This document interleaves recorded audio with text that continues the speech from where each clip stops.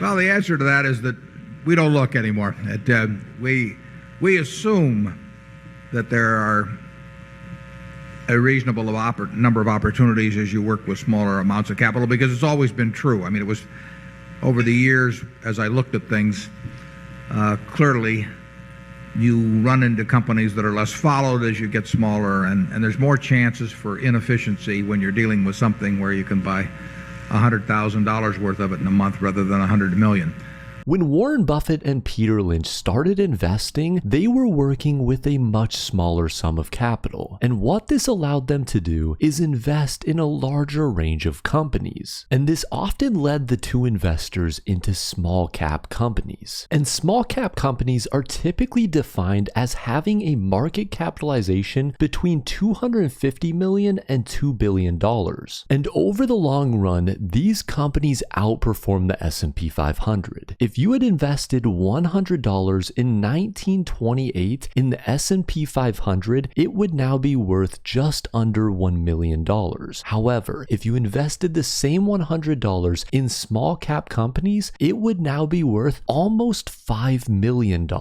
And even over a much smaller time frame like the last 25 years, mid-cap and small cap returns have been greater than that of the S&P 500. We can see that the mid-cap 400 has produced a return over the last 25 years of 13.1% on an annual basis. Small caps have also outperformed, producing around 12.4%, while the S&P 500 has only returned 11.2%. And these are simply returns of an index. If you're willing to dive a little bit deeper, you can have much greater returns. And Warren Buffett has even talked about this in the past. Well, I would use the approach that I think I'm using now of trying to search out businesses where I think they're selling at the lowest price relative to the discounted cash they would produce in the future. But if I were working with a small amount of money, the universe would be huge compared to the universe of possible ideas I work with now.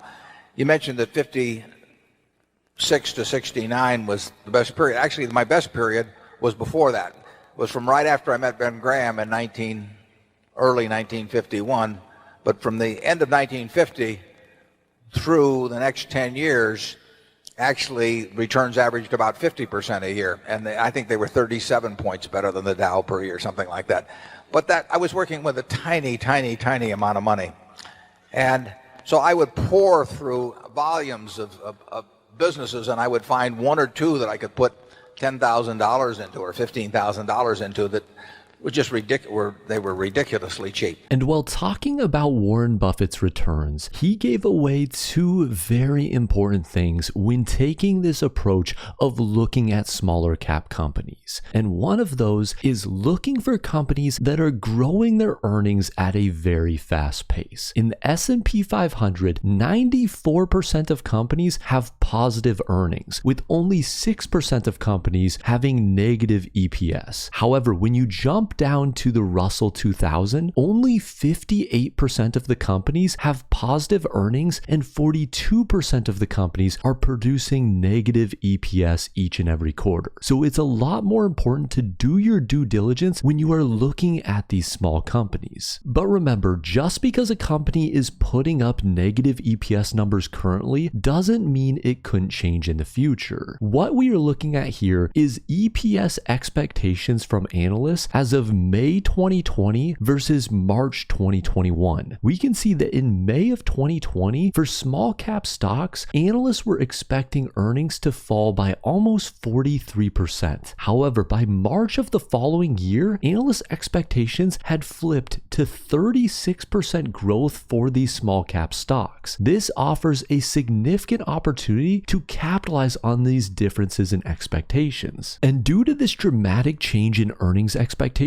for small caps, the Russell 2000 increased by almost 70% over the course of the year. However, the S&P 500 only increased by around 36%. The second point that Warren Buffett mentions there that is extremely important is you must be willing to do your research. You cannot buy ETFs for small caps and expect them to outperform the market. This is the Russell 2000 over the last 10 years. It has only produced 115% returns. However, the S&P 500 over this time period has produced 270% returns. So when you're looking for these companies, you need to make sure you are finding the ones that are growing their EPS numbers by at least 15%. If a company is able to grow by 15% on their bottom line, that means that the stock price should double every 5 years. And in terms of companies' top line numbers, you want to find revenue growth that is around a similar rate of 15%. Oftentimes, companies can grow their revenue at a slower rate, let's say 10%, and still put up solid EPS growth. However, for a lot of these smaller companies, you want to make sure that they are growing well into the future and find higher growth rates for their top line, like 15 or even 20% growth. And once you find these companies with strong top and bottom line growth numbers, you need to make sure that you are paying a fair price. What Peter Lynch likes to use is the PEG ratio. The PEG ratio is the price to earnings to growth ratio, and it's calculated by taking the PE ratio of a company and dividing it by their EPS growth. And Peter Lynch loved to buy into companies that had a PEG ratio of less than 1. What that means is for Peter Lynch to buy a company at a 25 PE ratio, it had to have EPS growth of at least 25%. However, despite the fact that you can achieve outsized returns by investing in small cap companies, you do need to keep in mind that these companies experience far more volatility. We can look at the last few downturns and see this simple fact. In 2022, the S&P 500 fell by 18%, while small cap companies fell by almost 24%. We can see this again in 2018, when large cap companies fell by 4%, while small cap companies fell by over 16%. And if we go back to 2008, we can see that large cap companies fell by 36%, while small cap companies fell by almost 45%. And Warren Buffett and Peter Lynch understood that these drawdowns were just part of investing. And here's Peter Lynch explaining that simple fact. And history is the important thing you learn from.